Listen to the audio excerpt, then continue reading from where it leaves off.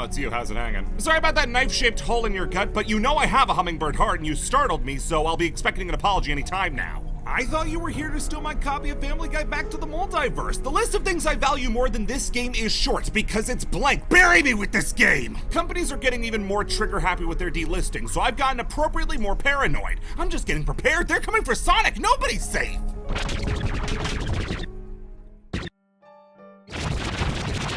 Digital media has its pros and cons. Pro, less of a chance of interacting with another human being. Con, you own nothing. The ability to purchase games over the internet changed gaming forever when it was first introduced. Not only were you able to pick up the latest and greatest games on the market the literal second they came out, not only did it make disc drives completely outmoded, but it made games so much more available to everybody. There was no need for a brick in your living room that only played Fusion Frenzy. You now had a whole computer that could do the same thing. At the same time, the rise of digital gaming was possibly the worst thing that could ever happen to game preservation. It's a field that gets nowhere near the credit it deserves. Without people making sure that we have access to every single Sonic Adventure port, where would humanity be? I kid, but the ability to own the games that you want is made 100 times harder when the game just doesn't exist anymore. With physical games, you can find them in game stores, thrift shops, flea markets, yard sales, and in online marketplaces like eBay. When was the last time you saw Doritos Crash Course kicking around a Walmart? Digital gaming bottlenecks your purchasing options to one place and one place only, the online game stores they're available on, like Steam, Xbox Live, and the PlayStation Store. And if the games stop appearing on those markets,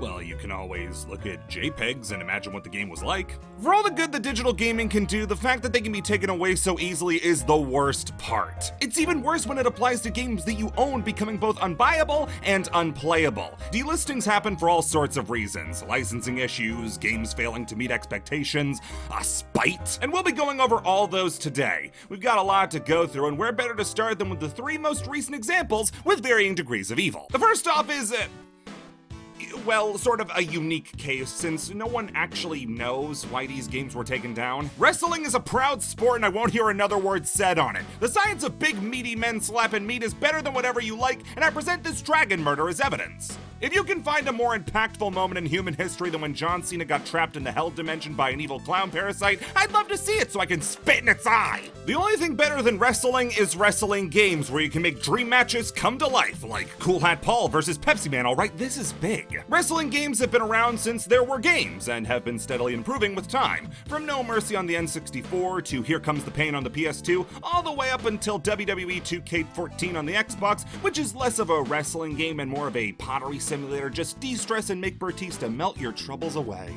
In 2014, with various THQ-related injuries, the WWE license linked into the arms of 2K Games, and from there went down the dark road of sports simulation. Aside from gutting my precious creation suite, the games generally dipped in quality and got more and more samey. From the boring slog that was 2K15 to the disastrous 2K20, either so few innovations were made that the only thing that made one distinct from the other was how many abs Finn Balor had, or with complete control shifts that ran off longtime players, the 2K era of WWE games has generally been a massive step back, especially with longtime series shepherds Ukes leaving them. On top of that, while the previous games were known to be fairly glitchy, the 2K games had them far more frequently and were far more catastrophic. Now, it would be understandable if they were ashamed of the game's poor quality, but on July 28th of this year, all but 2K22 and Battlegrounds, can't forget Battlegrounds, were delisted from Steam with no explanation. It's not because they ran out of licensing for the music used in the game or the wrestlers' images, they just flat out didn't explain themselves. Is there any connection possible with the fact that longtime WWE CEO Vince McMahon recently stepped down for reasons? Possibly, but at that point we're getting on our speculation suspenders and I'm not about that. This story is in the middle of developing, and since you can't update YouTube videos, we're just kind of stuck in this weird period of the game's gone. Well, why is that? You, that's why. Assassin's Creed, one of the many franchises with the honorific title of, no really, it has a movie. Ubisoft's golden goose, Assassin's Creed has been going on for almost 15 years and shows no signs of slowing down. Or speeding up.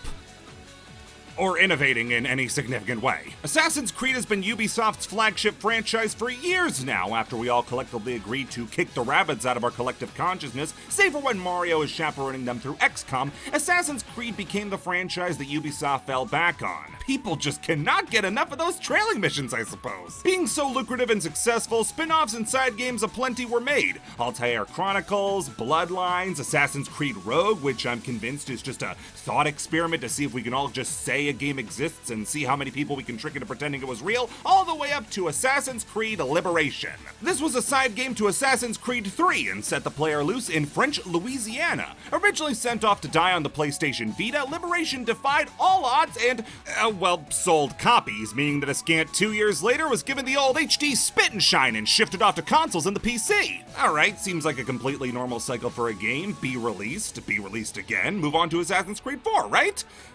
Well, hold your horses there, buckaroo. On July 10th of this year, it was noticed that just after coming off a markdown in the Steam Summer Sale, Assassin's Creed Liberation's page now said that the game, at the behest of the publishers, would no longer be for sale, and that on my birthday exactly, the game would become inaccessible, meaning that even people who bought it would no longer be able to play it. So let's say somebody thought, I'd like to play Assassin's Creed Liberation, a brand new sentence by the way, they wouldn't be able to purchase the game alone.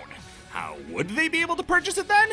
Well, you see, Assassin's Creed Liberation is included in Assassin's Creed 3's Remastered Edition, which is twice as expensive. Liberation was $20, Remastered is $40. The troubling thing isn't the part about having to buy Assassin's Creed 3, which is quite troubling. It's the bit where it says this title will no longer be accessible. That means that the people who did spend $20 on the game will never be able to use it again. Alright, we're getting hypocritical. I'm putting on my speculative suspenders and say that this was the first attempt to try to see if they could get away with something like this, forcing you to rebuy games in bundles you may not even want. Someone could own both Assassin's Creed 3 and Liberation independent of each other, but would have to rebuy 3 if they wanted Liberation back. The fact that it's Liberation, a game that only shows up if you're severely dehydrated, adds to that. It's Liberation. The Vita game. Who's gonna care if it goes away?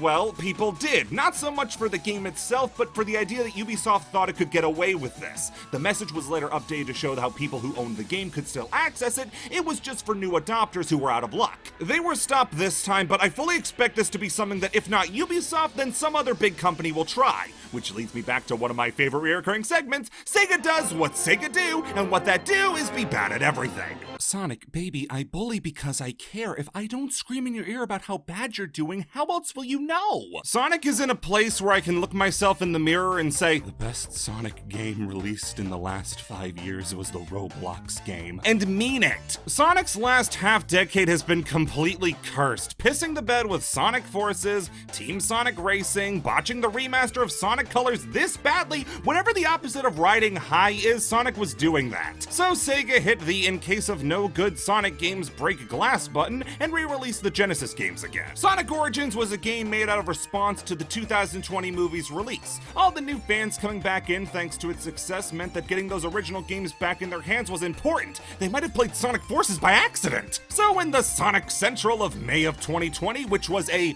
complete disaster, by the way, this can only happen to Sonic, they squirted out Sonic Origins, saying it would be a new collection of 1, 2, 3, Knuckles, and CD, and that more information was coming soon.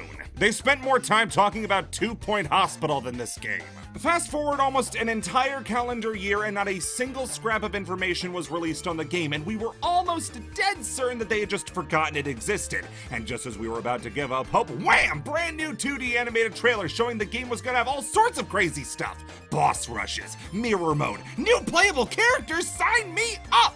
Except there was a problem. See, this was a collection of the 5 Genesis games for $40, with extra features that may have been worth it if you were into that sort of thing, but are 5 Genesis games really worth $40 in 2022? Well, that would mean that each game was worth $8 individually, and were they worth that?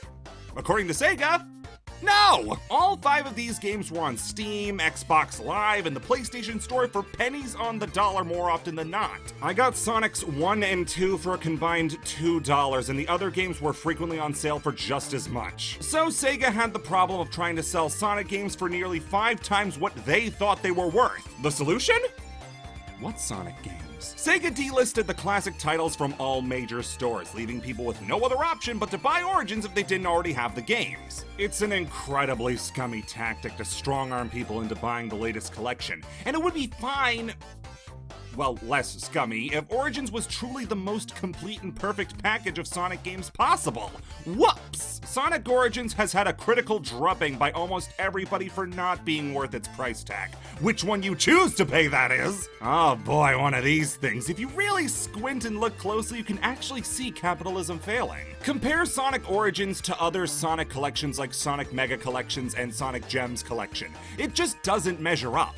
Origins dropped the ball in a lot of different ways. Lack of gameplay customization, inconsistency across the games like the drop dash just not controlling anything like it does in Mania and the Sonic 3 and Knuckles remakes, which were developed by different people than the rest of the games because of course they were, to these games at their bone marrow not being perfect recreations of the Genesis titles, which is fine, but when you market it as the origins of Sonic, you kinda need that. Compound that with the bad will that Sega built up by taking away access to the older games and flat out lying in their advertising, although technically not lying. You can play as new characters in different games, but when you say new playable characters, you kinda get the implication of something else. And you can see why these games earned that mixed. You may still be uncertain as to if these should count, as you can technically still buy them as a part of Origins, but A, stop being such a stickler, it's killing your personal relationships, and B, like I said, these are not perfect recreations of the Genesis games, so the Genesis games are currently unpurchasable.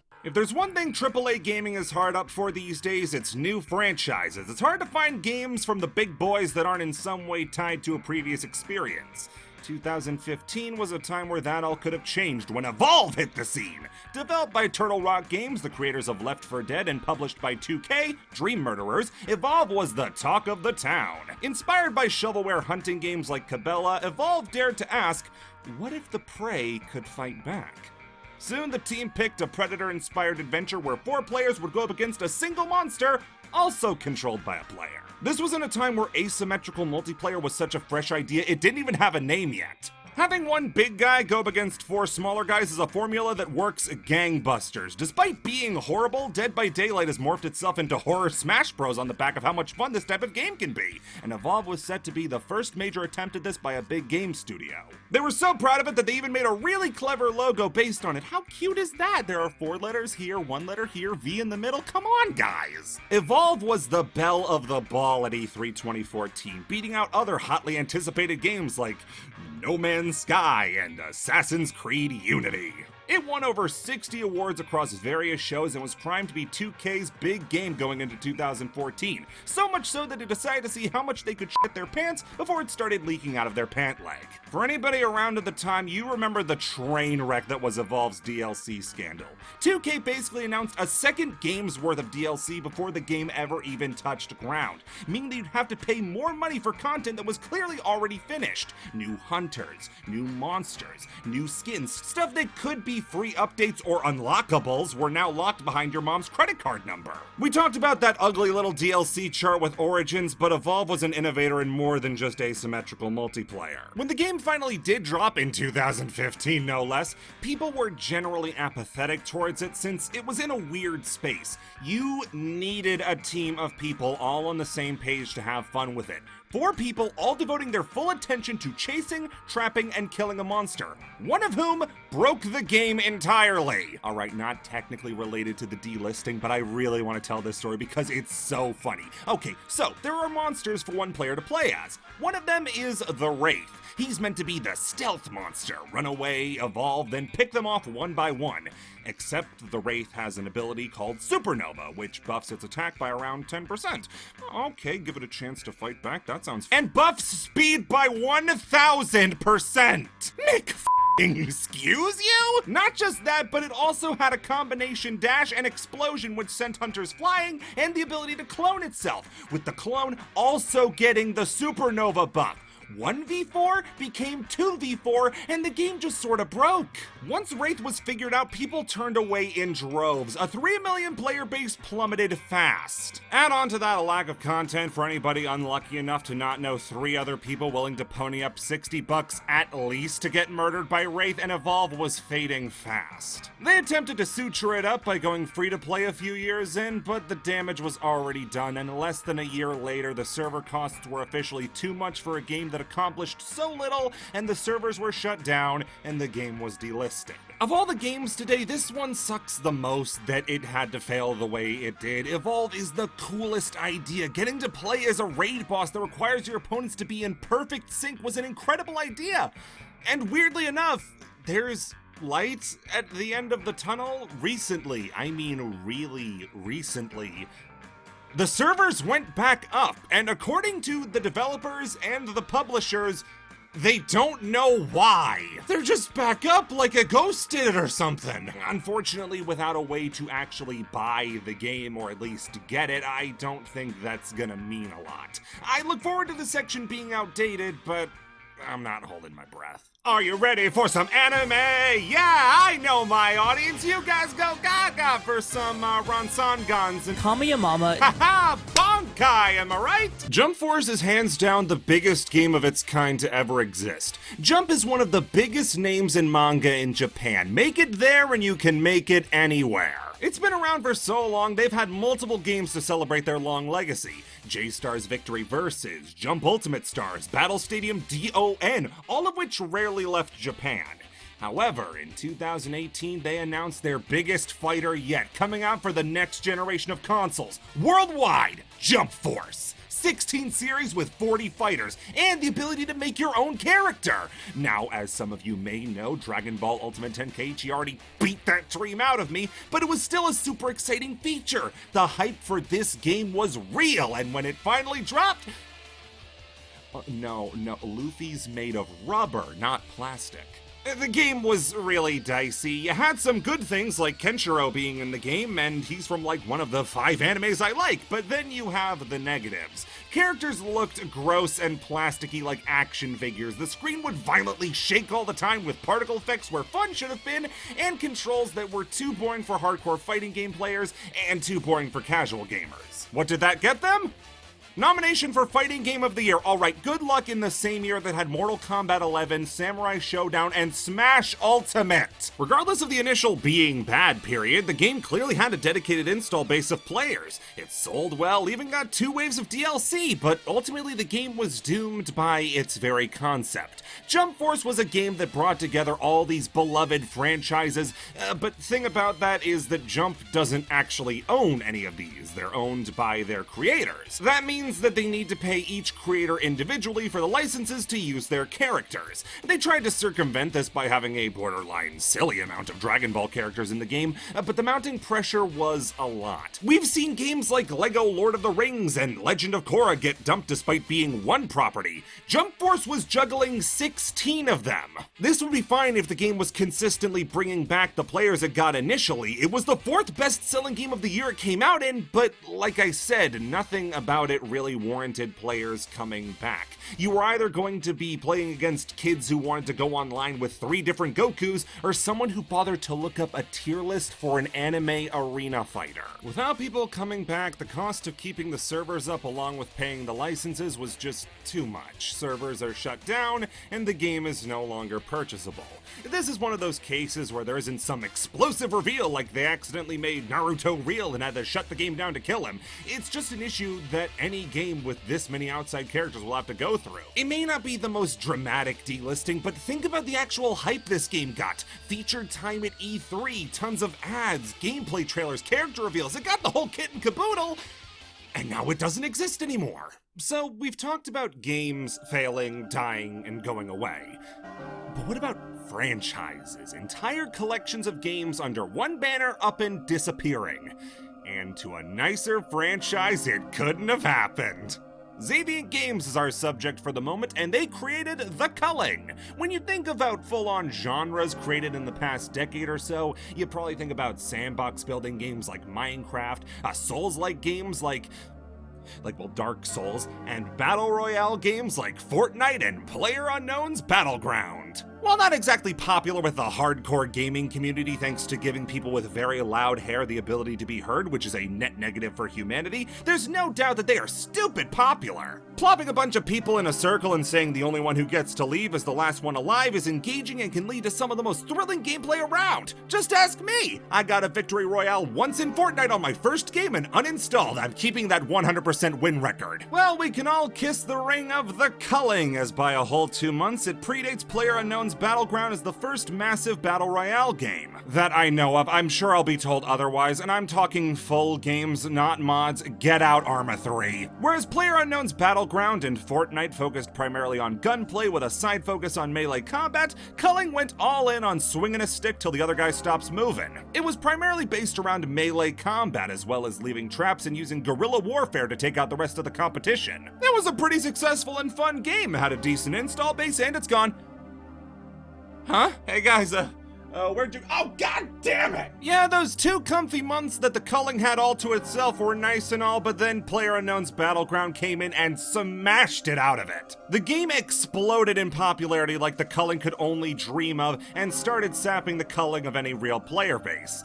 It was also when that little game that was released a month before the Culling named Fortnite started to really take off. The Culling was the RC Cola in the race between Coke and Pepsi, and as such, development ceased on the project so they could work on something new. That something new was a brand new Culling game!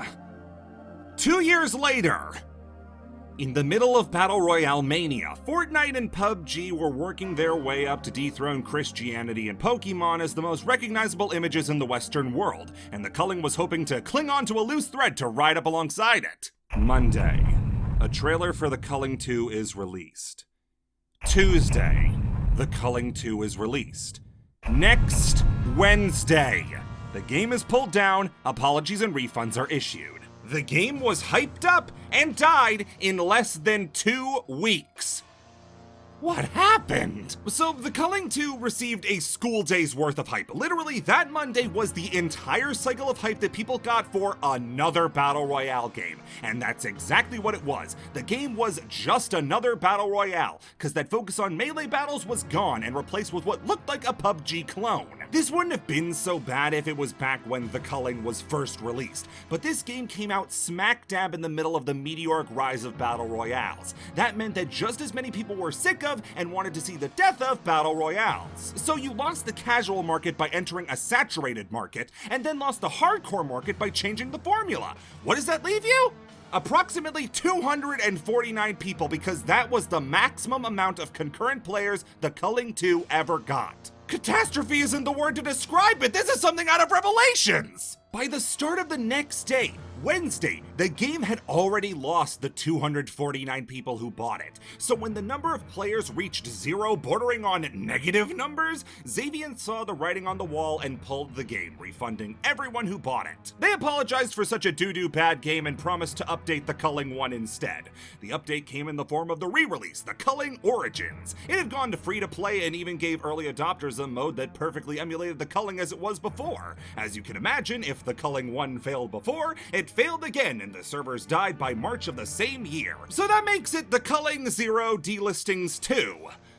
But 3 is the magic number. May of 2020 rolls in and no major world events are happening right now, so Xavian Games decided to make one themselves. The Culling is back! Xavian Games announced that the Culling was returning, and this time it's personal.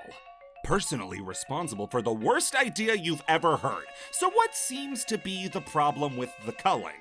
Well, if you're listening, it's the lack of a stable player base. Unless you're one of the big dogs like Apex Legends or Call of Duty with the capacity to constantly be updating and improving the game, it's hard to break into the market of battle royales. Luckily, the Culling finally found its calling, as Microsoft would be the new exclusive home of the Culling, and they would be improving with a brand new pay-per-match system. What does that mean? Well, every player who buys the Culling on Xbox buys the Culling, it's not free to play anymore, gets to play 1 match a day. You get to pay for the right to have your mom put a parental lock on the game. How do you play more matches of the Culling in 1 day? Well, first, seek help, but second, you can pay money for tokens that let you play more matches. 1 token is $1. $1 to not play the Culling. Cause if they couldn't give this game away for free because it's the same game, how do you expect to get people to not only pay for the game, but for the right to play more rounds of it? It's the goofiest idea I've ever heard. The type of thing that you'd hear someone suggest in a parody of EA, or from EA themselves, cause they've recently relocated their head offices to the pits of Mordor. When you are 6 hours into playing Battlefield and you run out of ammo in your clip and we ask you for $1 to reload, you're really not very price sensitive at that point in time. And you heard me right, this is just the Culling Origins again. So a game that was once free is now meant to make endless revenue off people lining up to play a game that has failed 3 times now. And that's exactly what happened. One more failure for the road as the game was shut down in November, and Xavier Games have gone all but silent on all fronts. They made one more game after this, but for all intents and purposes ran off with the bag. The bag, of course, being filled with tokens they couldn't unload on unsuspecting children. The final delisted game is, well, less of a game, really, and more so one of the candles in gaming that shone the brightest, burned out just as fast, and took the surrounding building with it. Cast your minds back to 2013. PlayStation 4 had valiantly landed on the scene. Xbox, not so much, but from the shadows came an awesome sight. Was that a new console? Not the Wii U, that was busy sucking lemons, but a brave soul championing the indie game. That was the working man's console. That was the developer's best friend. That was the Ouya, and it's dead. Why do I let myself get excited for this sort of stuff? The Ouya was unveiled back in 2012 with a Kickstarter campaign showcasing what sounded like everything a young aspiring developer or indie game fan wanted to hear. The Ouya would be a $99 or $95 for your intrepid early adopters, ooh, the deals, game console that ran on the Android Jelly Bean operating system. That meant it would be super easy to develop for since it ran on the same sort of engine as phone games did. The Ouya was only looking for $950,000 to get their legally distinct gaming cube into production. 8 hours later, it crossed $1 million. The Ouya was the Kickstarter success story. Forget Shovel Knight, forget Mighty Number 9, anything like that. The Ouya trounced all of them, pulling in a new backer every 5 seconds. Ouya just hit every right note at a time where bigger consoles started collecting a much bigger price tag and a pretty noticeable piss patch on the front of their pants, and indie games kept getting more and more popular. The Ouya had its market built in for it. It was the underdog game console, from its focus on smaller games to getting the police called on it for hosting its own unauthorized E3 panel. People wanted to root for its success story to go all the way. There were signs of trouble from the outset, of course, like how that operating system, while it was the same one used on phones, making it easy to develop for, was also the same one used on phones. What killer apps does the phone have? Flappy Bird? Crossy Roads? Angry Birds? Oh yeah, those games that are just begging to be played on big TVs. The hardware itself was nothing special, a fact that they were incredibly proud of for some reason. There is nothing special about this board. Nothing. Like, nothing, right? By the way, you don't hear a lot of people, when they're promoting their product, Say that any one of you can go make it. There's nothing special There's about nothing. this. But that's why they were gonna get people to make games for the Ouya, thanks to the Free the Games Fund. This would be using some of that sweet, sweet Kickstarter money to help fund game development so long as they spent 6 months as an Ouya exclusive. You know, like Parole. Well, 2013 finally rolled in and the Ouya had arrived, down to clown with all the hottest games like Shadowgun.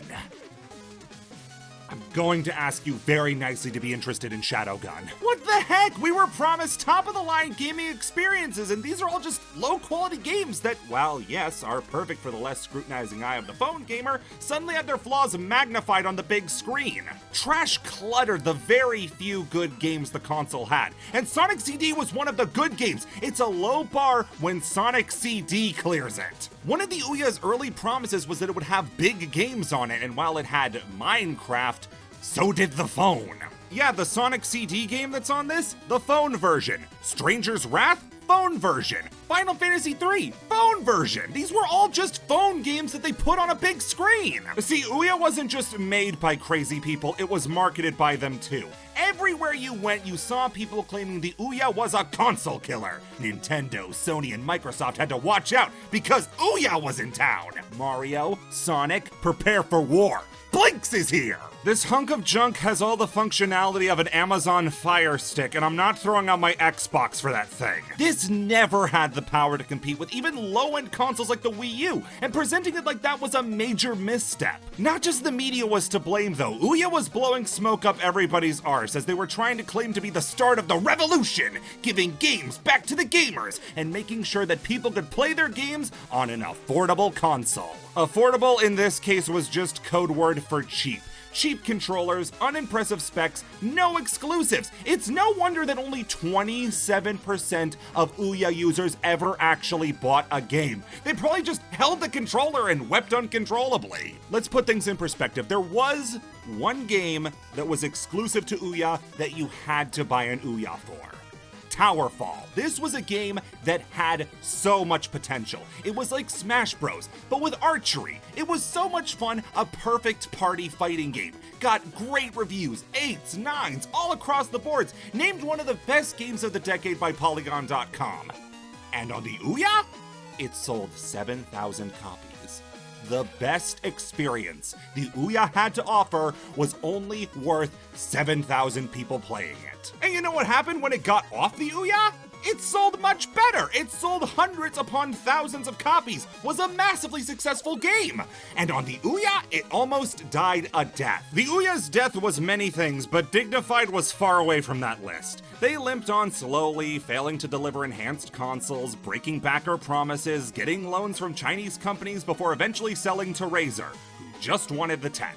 They ceased production in 2015, 2 years after launch, and closed the store in 2019, rendering dozens of games unplayable and lost to time. Ouya's failures didn't just sink itself. It didn't just sink dozens of, albeit low-effort games, but sunk the trust for such a console to ever be attempted again. Indie games never got to flourish on such a big stage, and likely never will thanks to the cheap, plasticky taste that the Ouya left in our mouths.